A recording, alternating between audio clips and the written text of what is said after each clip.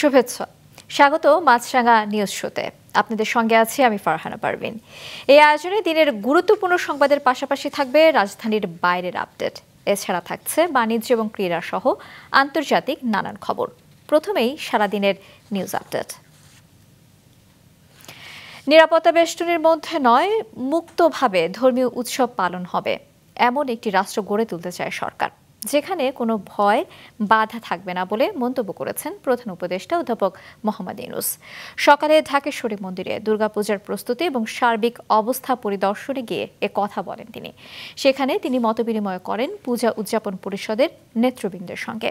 বলেন, ধর্মবর্ণ দলমত নির্বিশেষে সবাই এই রাষ্ট্রের নাগরিক, এটা ভুলে গেলে চলবে না। বিশ্বাসের সঙ্গে যার যার ধর্ম যেন স্বাধীনভাবে পালন করা যায় সেই ব্যবস্থা গড়ে তুলতে হবে। তা না হলে নতুন বাংলাদেশের স্বপ্ন পূরণ হবে না। প্রধান উপদেষ্টা বলেন, এদেশের সবাই মিলে একটি বৃহৎ পরিবার। এই পরিবারকে অটুট রাখতে হলে একসঙ্গে কাজ করতে হবে। কারো প্রতি বৈষম্য করা যাবে না। আমরা নিরাপত্তা বাহিনীর বেষ্টনের মধ্যে আমাদের ধর্ম পালন করতে চাই না। আমরা নাগরিক হিসেবে মুক্তভাবে যার যার ধর্ম পালন করতে চাই। নিরাপত্তা বাহিনীর বেষ্টিত হয়ে ধর্ম পালন করে একটা হাস্যকর জিনিস হবে। এটা কি কথা হলো? এটা কোন ধরনের দেশ বানালাম আমরা? এইরকম দেশ বানানোর জন্যই এত রক্তপাত, এত কিছু হলো।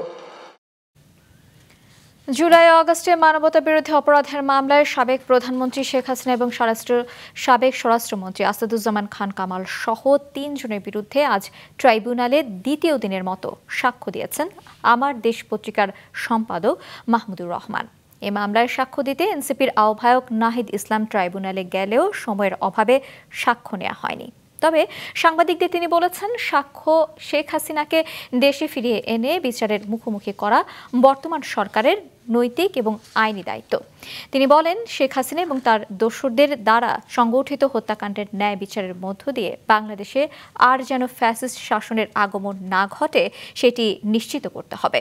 ট্রাইব্যুনাল 1-এর চেয়ারম্যান বিচারপতি মোহাম্মদ গোলাম মুর্তজা মজুমদারের নেতৃত্বাধীন বিচারিক প্যানেলে তার সাক্ষ্য গ্রহণ হয়। পরে তাকে জেরা করেন আসামি পক্ষের রাষ্ট্র নিযুক্ত আইনজীবী আমির হোসেন। কিন্তু জেরা আজ শেষ হয়নি।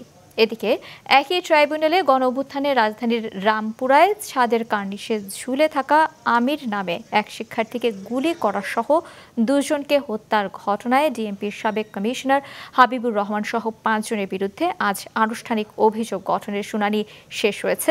বৃহস্পতিবার আদেশের দিন ধার্য করা হয়েছে। দর্শক, এ নিয়ে বিস্তারিত থাকছে সন্ধ্যা 7টার মাছরাঙা সংবাদে।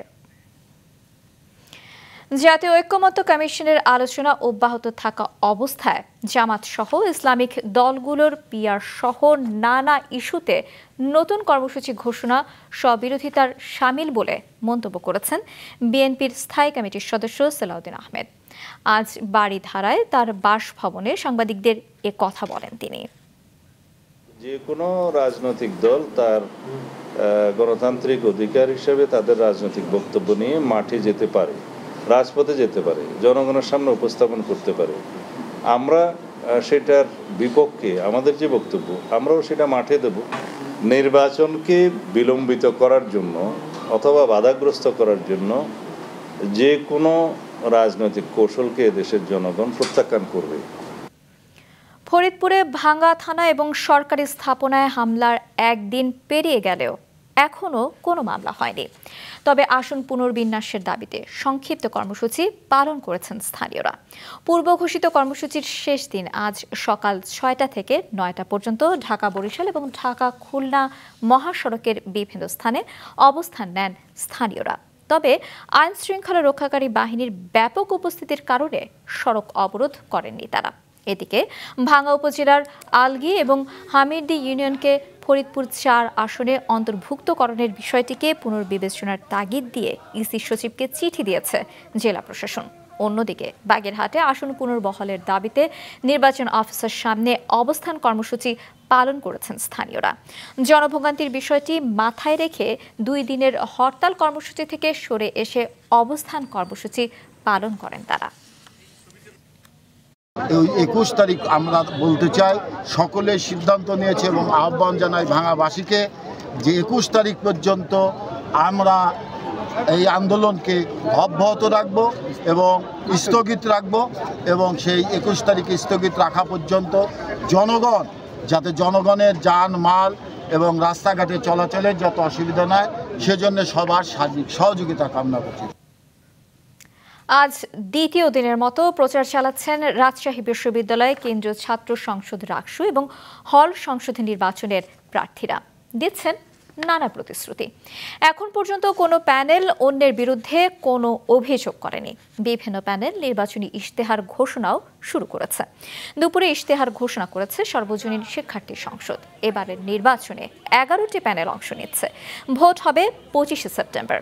এদিকে নির্বাচনকে কেন্দ্র করে অন্তত 1,500 আইনশৃঙ্খলা রক্ষাকারী বাহিনী এবং 10 জন ম্যাজিস্ট্রেট চেয়েছে প্রক্টর অফিস।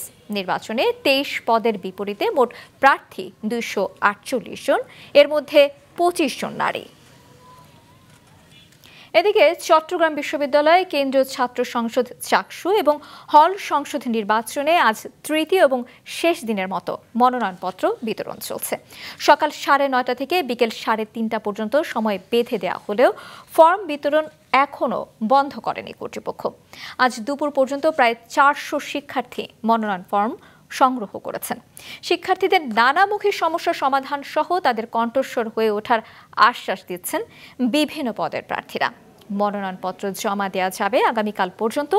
21শে সেপ্টেম্বর প্রার্থীদের প্রাথমিক তালিকা প্রকাশ করা হবে।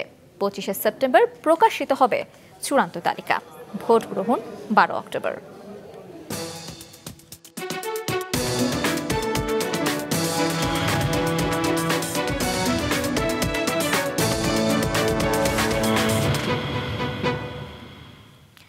দর্শক, শুরুতেই নজর দেওয়া যাক ঢাকার পুঁজিবাজারের দিকে।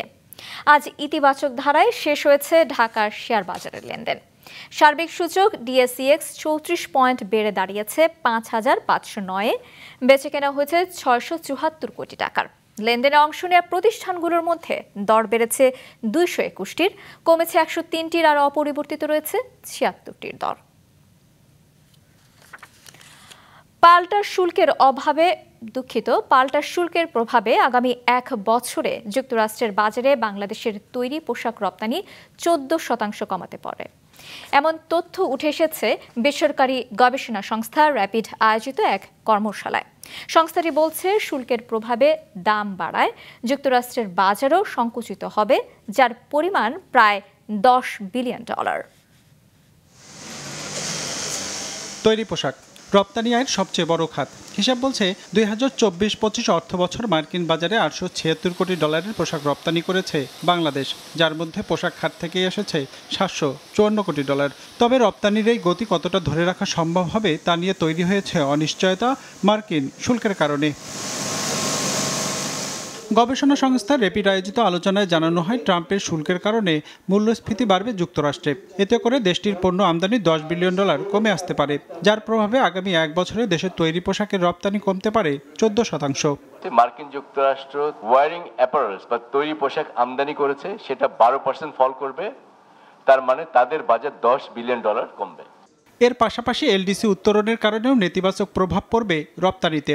2026 সালে বাংলাদেশ স্বল্পোন্নত দেশ থেকে উন্নয়নশীল দেশে পরিণত হলে 12% অতিরিক্ত শুল্ক দিতে হবে ব্যবসায়ীদের। এজন্য এলডিসি উত্তরণের সময় অন্তত 3 বছর পেছানোর দাবি তাদের। যদিও এই পর্যায়ে এসে সময় বাড়ানোর সুযোগ কম, এমনটাই উঠে আসে আলোচনায়। আমরা আরেকটু সময় দরকার আমাদেরকে, তাহলে আমরা সিডিপিকে বলতে পারি একটা অ্যাসেস করার জন্য, এবং করে ওয়েট করতে পারি যে এটার রেকমেন্ডেশনটা কি হয়। যদি সিডিপি আমাদেরকে রেকমেন্ড করে যে না, বাংলাদেশকে আরো 2 বছর বা 3 বছর সময় দেওয়া যেতে পারে, ওইটা হাতে নিয়ে আমরা যদি ইউনাইটেড নেশন জেনারেল অ্যাসেম্বলিতে যাই, এটা হয়তো আমাদেরকে মোরালি এবং পলিটিক্যালি একটা ভালো সাপোর্ট দিতে পারে। অবশ্য এলডিসি উত্তরণে রপ্তানি খুব একটা বাধাগ্রস্ত হবে না বলে দাবি বাণিজ্য সচিবের। তবে ব্যবসায়ীদের দাবি বিবেচনায় সময় বাড়ানোর চেষ্টা করার কথা জানান তিনি। হোপ জন্মানোটা উচিত হবে না। আমরা এটা চেষ্টা করছি যে আপনার ধীরে ধীরে অগ্রসর হয়ে এলডিসি গ্রাজুয়েশন যদি আমরা 3 বছর ডেফার করতে পারি, তাহলে সেইটা আমাদের অর্থনীতির জন্য খুবই ভালো হবে। আমরা কাজ করছি সেটার উপরে। গেল বছরের এক গবেষণার তথ্য বলছে এলডিসি থেকে উত্তরণের পর বছরে অন্তত 1000 কোটি ডলারের রপ্তানি ঝুঁকিতে পড়তে পারে। রঞ্জিবুল মিজান, মাছরাঙ্গা, নিউজ শো।